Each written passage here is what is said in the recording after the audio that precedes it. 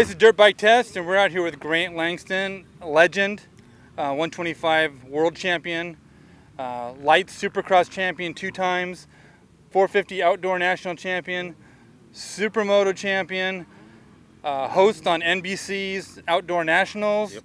He co-host at Whiskey Throttle Show, The Whiskey Throttle Show. How do you have time to do anything? To mention, he co-owns Langston Motorsports as well, and he helps run that as well. How do you have time to do anything?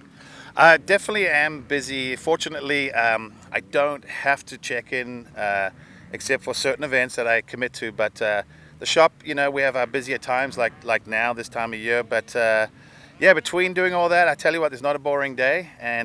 But it still gives me a little bit of spare time. We can do some fun projects like this. So you train pretty much, 5 times a week? Yeah, I do some arm curls in the evening. That's about it.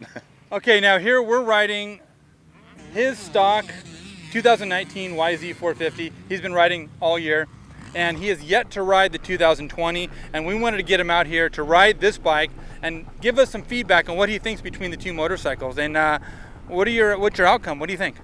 Well, I'm definitely excited. Obviously, I'm sure a lot of people have at least read or seen some of the excitement around the changes on the bike.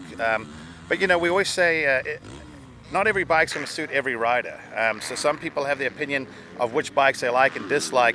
As you alluded to, I've been riding the YZ450, the 2019, so I'm relatively familiar. We're going to take it out again and do a fair comparison.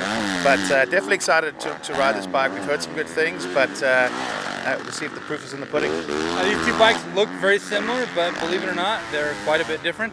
So let's get a little feedback from Grant at the end of the day.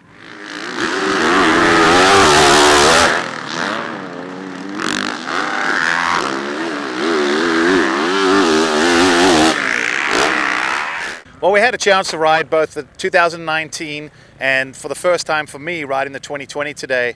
Right off the bat, the things that I noticed is ever since Yamaha went to the reversed engine in 2010, the bike has never lacked horsepower, but what they've really been able to do is take that horsepower and spread it out nicely. So it pulls nice and, even in a low RPM, it pulls strong off the bottom without jerking your arms out. And it has a lot of over rev. So the power is very broad, very user-friendly as well. And of course, with the mapping adjustments, you can make it a little more mellow or more aggressive, depending on your riding style. The other main thing was just the way the bike felt, the characteristic. A little more weight over the front. Front brakes were really sharp.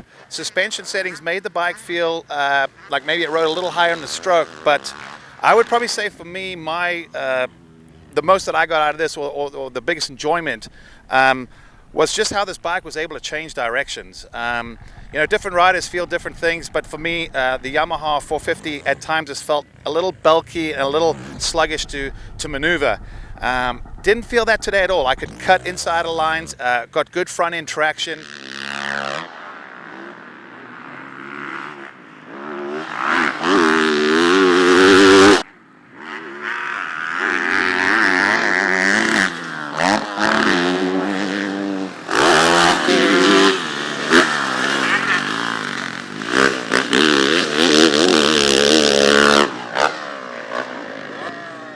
So Yamaha continued to make fine tweaks to this machine, and year after year it's gotten better. I definitely have to say the 19 was good, but I would go with the 20. It's better.